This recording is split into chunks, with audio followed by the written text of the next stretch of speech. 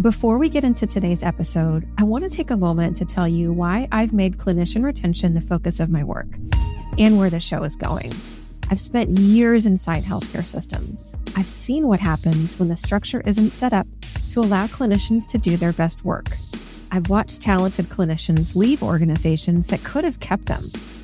Not because the problems were insurmountable, but because no one had diagnosed them clearly enough to fix them. Here's what I know. The drivers of clinician turnover are identifiable.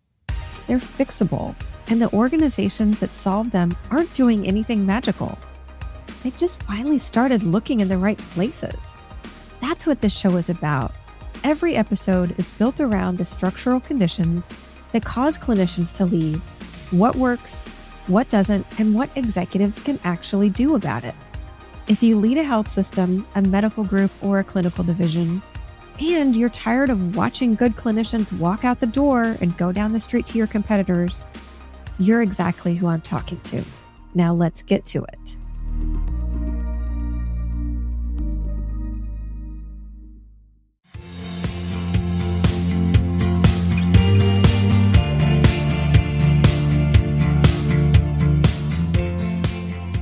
Welcome to Designing Healthcare That Cares, the show where we explore how to build healthcare systems where people and performance thrive.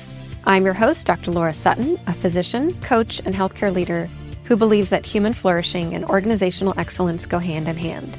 Each week, I talk with leaders, change makers, and innovators about how to shift culture, lead with purpose, and tackle the root causes of burnout. Because when healthcare works for the people in it, everyone wins.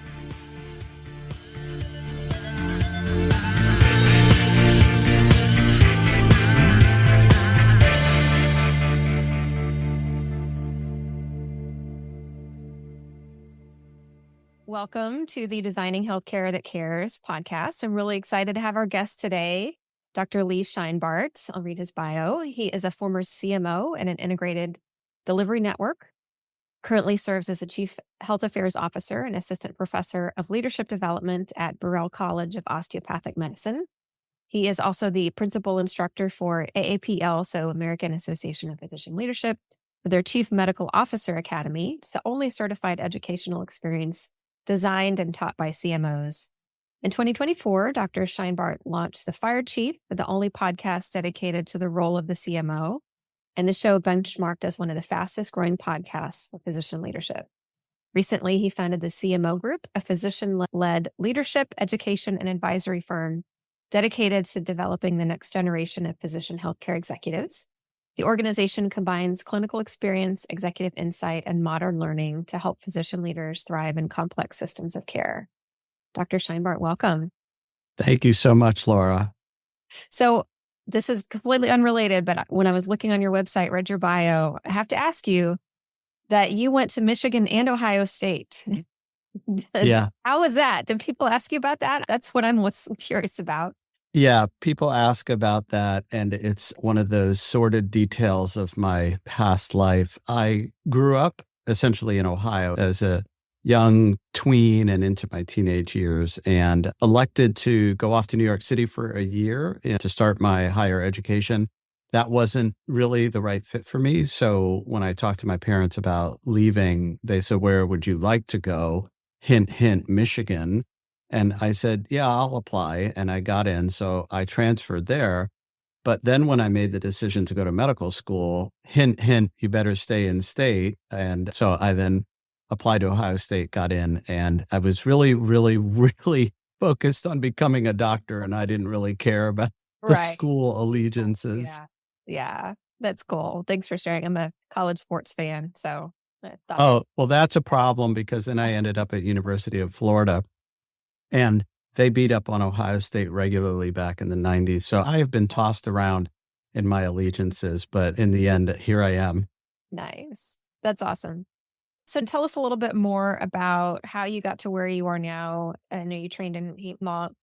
And so, yeah, just tell us your journey into physician leadership, what that was like for you, and what led you to your passion now in training other physician leaders. Yeah, sure. I never really had much of an interest in physician leadership during my education and into my training. But once I started practice in a very large multi-specialty group, over time, I just became curious. How does all of this work? In fact, my future partner and my long-term friend and mentor on my interview day said, "Do you even know how you get paid?" And I said, "I have no idea how that works." And that sort of opened the door to begin to think more about just being a physician at the bedside, but what is that whole ecosystem around it? So years into my practice, I began to show up at the finance committee meetings. I ultimately served on the board of the group. The group was acquired by a large health system.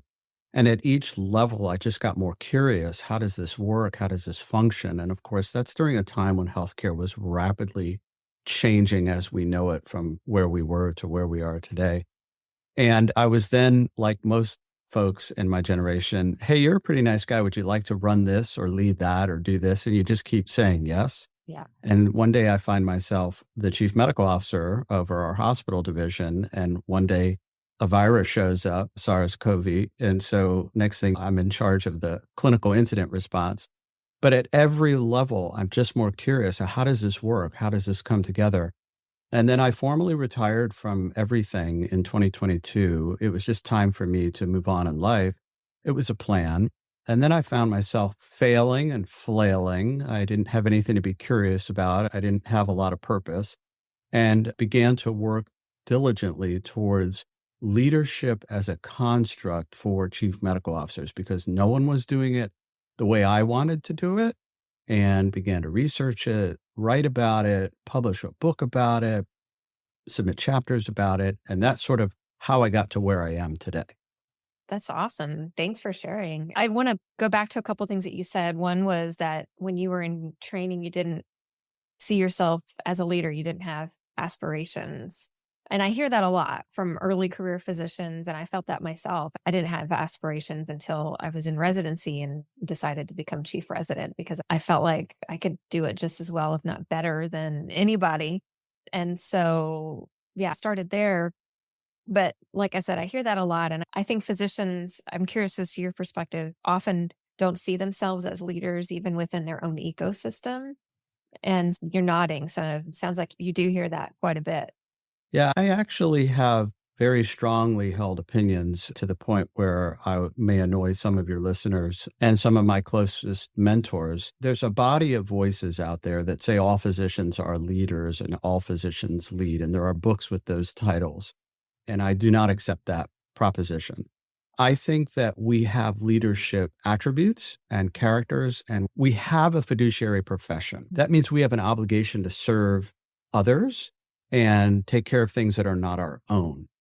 So people then begin to mishmash that into, oh, what a leader. You're a leader. You're doing something for somebody else. And I don't really think that's the definition of leadership, at least not how I work toward it. Now, as a chief resident, you lead the resident team. As an intern, you lead the third and fourth years, traditionally medical students, that is. So we're always in a hierarchical system, and our attendings lead the whole group when we're going through our training.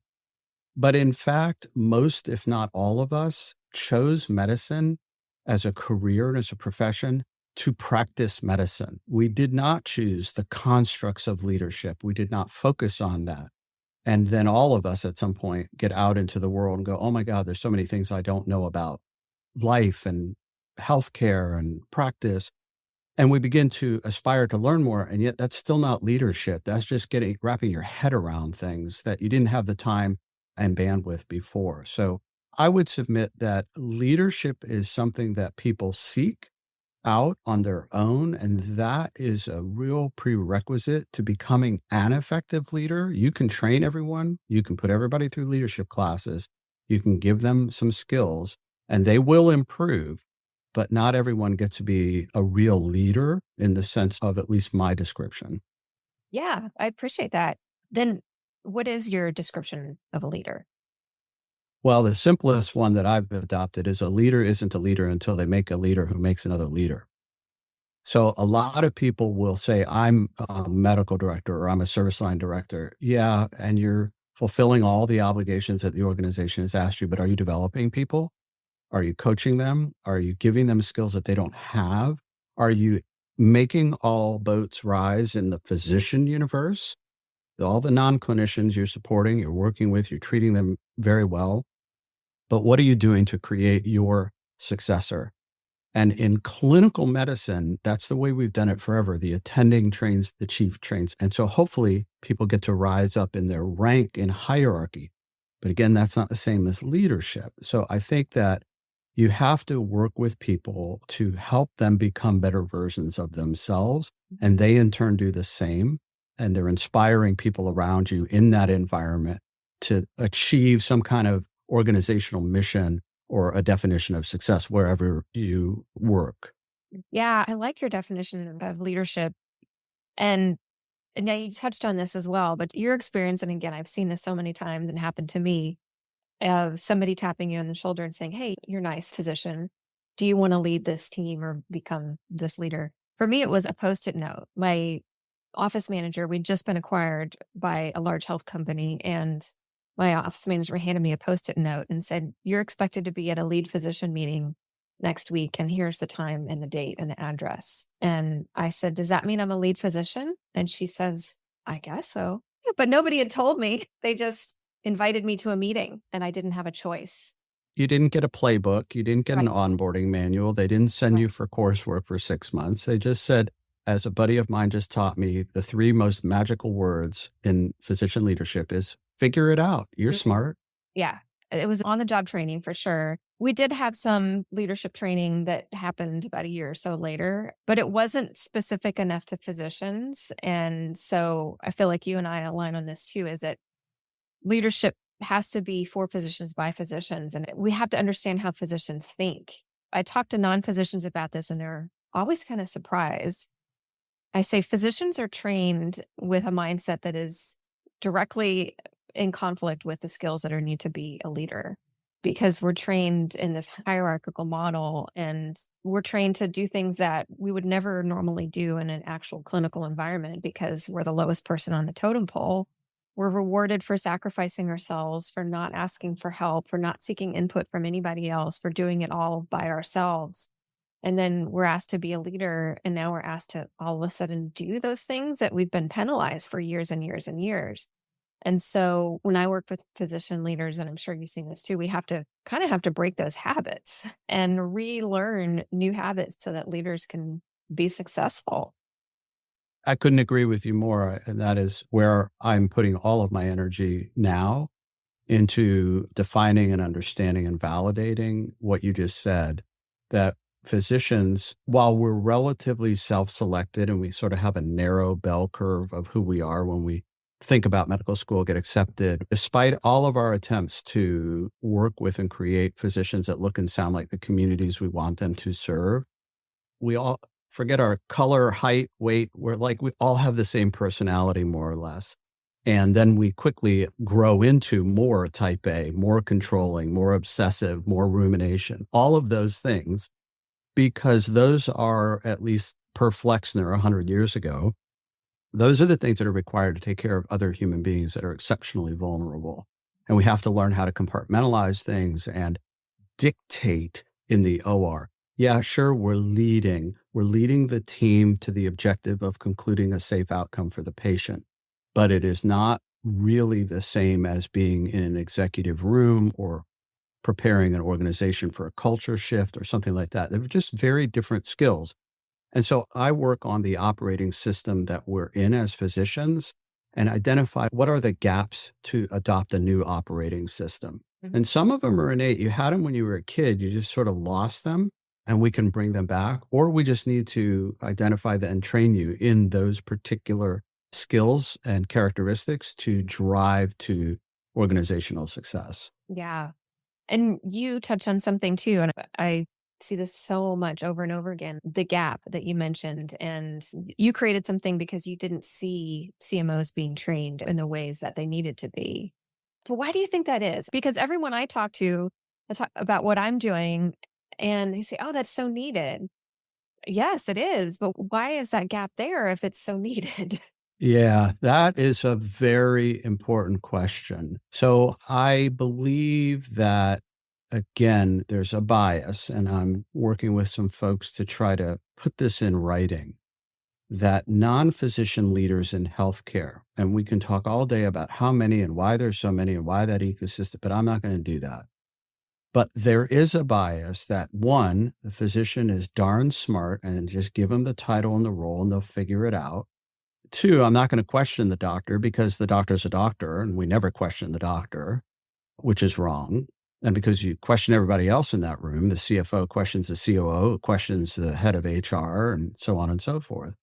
And then I think that there's just this sense that the CMO role, whether you're in an ambulatory clinic, a busy hospital, but generically in the acute care space, the CMO is a chief mascot officer. And that was a term shared with me by Chris Deacon on one of our earlier interviews, or a chief token officer. They're just there to have that moral badge of ethics and integrity.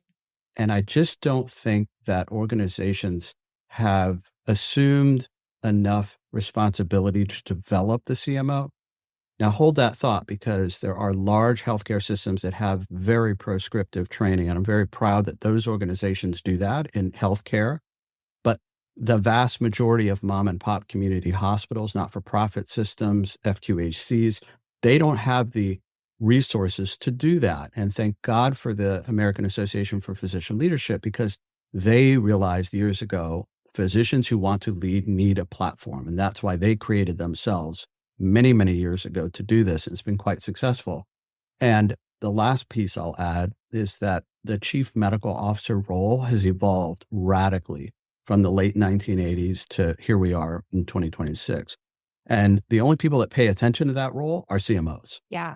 Tell us about the shifts, because I think I know what you're talking about, but I want to make sure that I'm on the right track.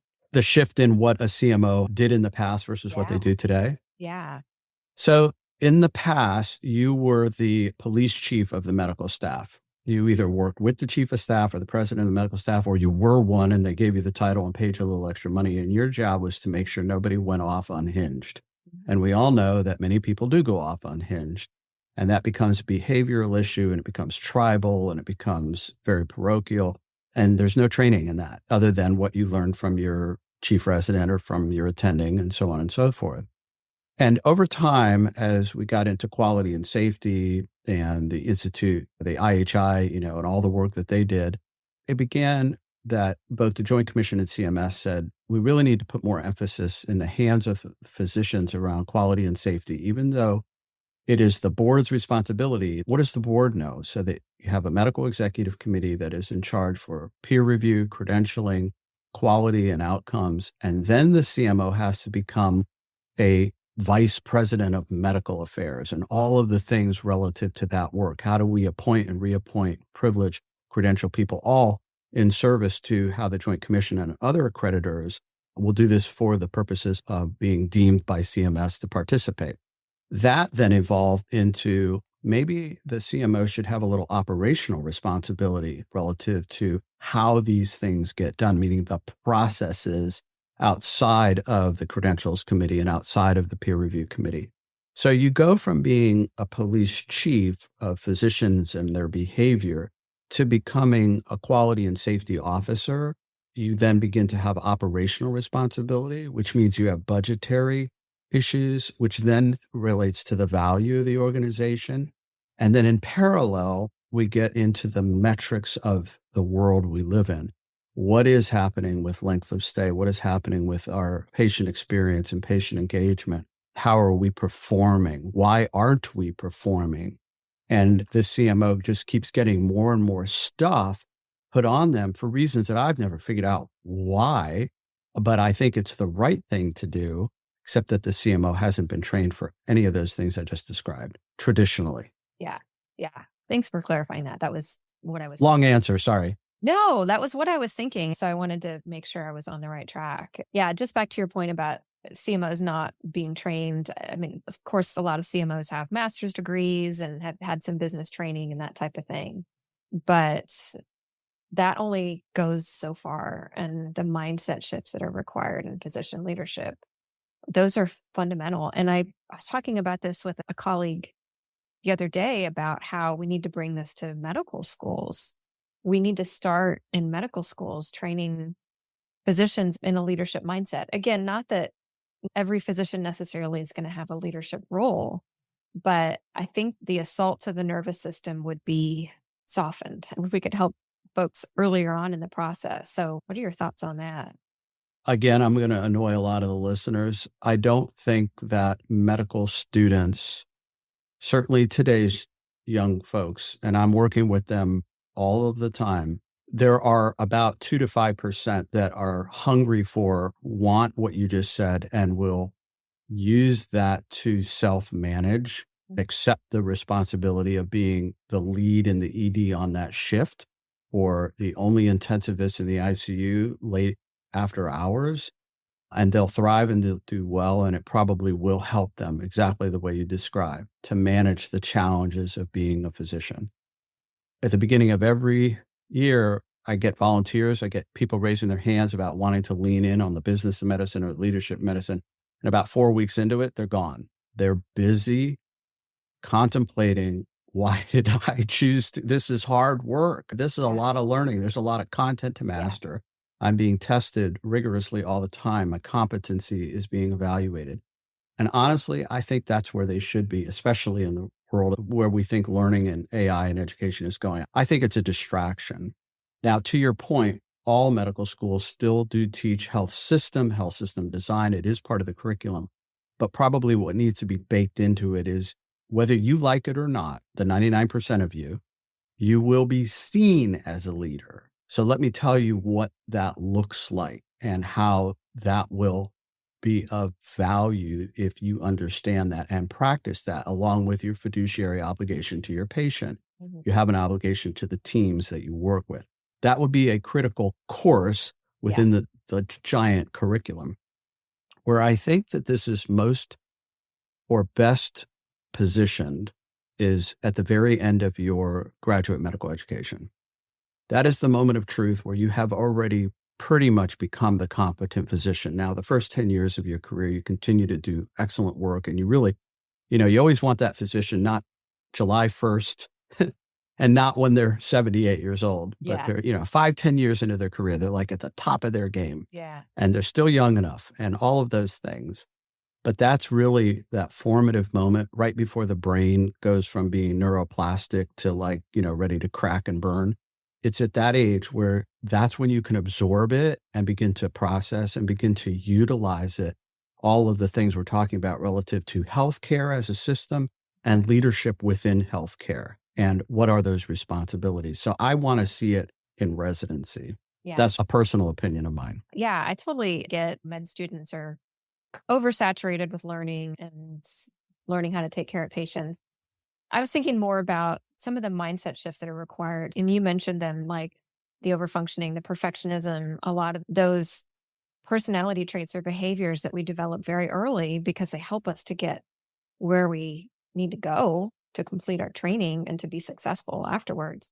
And then even if we're not in a quote unquote leadership position, we bump up against those. And so how do we recognize those sooner so that they become less ingrained?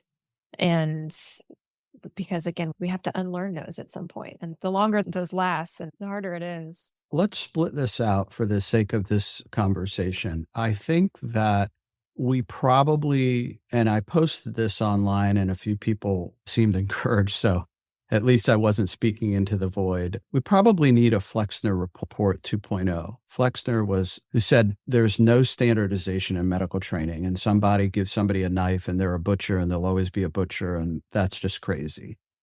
And we probably need to do an entire revamp, and it can't take 5 years. Like we have to do it in about 6-month overhaul and then talk with AAMC and talk with ACOM and help educators rethink medical education, in part because AI is going to be part of our universe, whether we like it or not. And it should be the greatest inquiry engine we've ever had, a super Washington manual, if you will. It should not be making decisions. We should be looking to it like we would in attending, rattling off our thoughts and getting that feedback as to are we thinking in the right way so that our critical thinking stays, our judgment, our discernment. But we're not doing that globally. We live in the United States, you and I, and we are, every man and woman for themselves and figured out that has to stop. There has to be a unified approach to say in the 21st century and into the next 50 years, this is what medical education should look like. Strip some things out. Maybe there's some basic sciences that are no longer really necessary. They don't really add to your brain and your skill set at the bedside. And we need to stop romanticizing how organic chemistry makes you a better thinker. Nobody today taking org chem is a better thinker than they were 40 years ago. The world has changed, education has changed, it doesn't matter.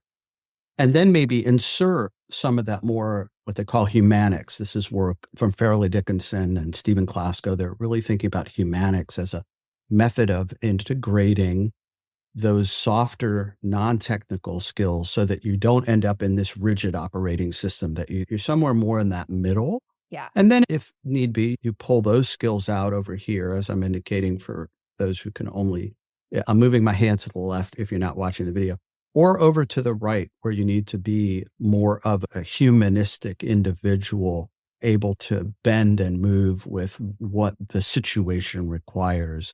So I do think we need an overhaul of what we're doing, to your point, and maybe not allow us to end up on that rigid side, but infuse us with the skills and the attributes and the techniques to be on a slightly different side than the way it's been for over 150 years. Yeah, I love that. Knowing that rigidity has its place. I mean, a neonatal cardiac surgeon is going to need to be rigid and perfectionist. And it's not a either or, it's not moving all to one side, but how do we bring in some of the humanics? I love that. I love that term. You know, using the surgeon as an example, their very presence of being absolutely perfectionistic and calm brings calm to the team in the OR that are dealing with that infant and doing whatever incredible surgery.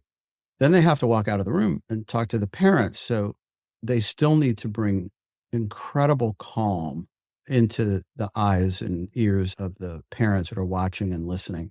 Those are attributes of leadership. Again, there's an innate thing going on. But then at a debrief after a bad outcome, or the surgeon is stressed and flies off the handle, that's not leadership. And then how do you create the conditions by which they can sit down calmly in a room and still bring the sense of calm into the chaos and lead the team? And everybody's upset and everybody's like, you know how that goes when a bad outcome and it's nobody's fault, but everybody is terribly wounded and scarred. That work is the same work. It's just with a different tool in the toolbox to get to that conclusion. Yeah, exactly. They have to have the human side and the perfectionistic rigidity, precise side in order to do their work. So yeah, appreciate that. Well, it's so great to talk to you. Thank you so much for sharing everything that you did. And thanks so much for your work. It's incredible. And where can folks find you? And yeah, how can they learn more about you and what you do? As you know, I'm all over LinkedIn. I made a commitment at the beginning of the year. My New Year's resolution was not to rant and rave about healthcare. So my posts have been a little bit more deliberate, but I still make commentary on other people's posts. That's a lot of fun. You can listen to our podcast called the Fire Chief Podcast. It's available on Apple and Spotify. We have our own website and we touch on physician leadership, much like you do. And our new physician advisory consulting and coaching firm, chiefmedicaloutlook.com. If you're in the role of the CMO, thinking about becoming a CMO, want to hear more about this identity management and your internal operating system and what you might need to learn to succeed, go to chiefmedicaloutlook.com and set up time and meet with me, and we'll go from there. Sounds good. And we'll link to all those in our show notes. So thanks so much, Dr. Scheinbart. Appreciate it. Thank you.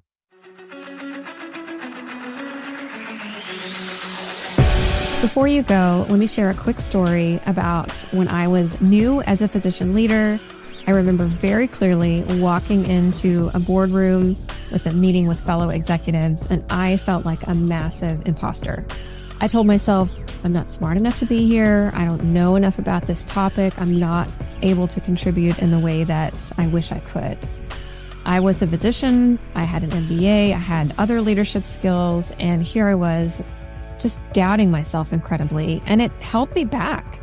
It really kept me from contributing to my team and to the overall organization. It took me years to develop the confidence that I needed in order to be successful in that role. And I eventually learned that my imposter syndrome wasn't about my lack of competence or my lack of skill or knowledge. I hadn't had the training that I needed in order to be successful. I've seen this over and over in my years of coaching clinician leaders that we're asked to be in leadership positions, but we haven't been given the tools and the trainings. Maybe we've gotten some leadership training, but it's rather generic and it's not meant for us. That's why I created the Clinician Leadership Compass course. This course is designed specifically for physicians, nurse practitioners, and physician associates who are in leadership positions and who are struggling with overwhelm, burnout, imposter syndrome, isolation. I created this course just for you. This course includes real coaching sessions with real clinician leaders, and you'll be able to take away practical tools that you can use immediately to reduce your overwhelm and burnout. And CME is included as well. The course is now open, and when you complete it, you'll earn up to 10 AMA PRA Category 1 CME credits and the Certified Clinician Leader designation. I would love for you to be there. Go to www.thepurposefulmd.com/courses to enroll today, and I can't wait to see you inside. Thanks for listening to Designing Healthcare That Cares. If today's conversation gave you a new idea or inspired you to see things differently, share this episode with a colleague and keep the conversation going. And if you're ready to take the next step in building a thriving healthcare culture, you can find resources and ways to connect with me at drlaurasuttin.com. This podcast is for educational and informational purposes only. It is not medical advice, and it should not replace care from a qualified healthcare provider. Always seek the guidance of your physician or other qualified professional for any medical questions or decisions.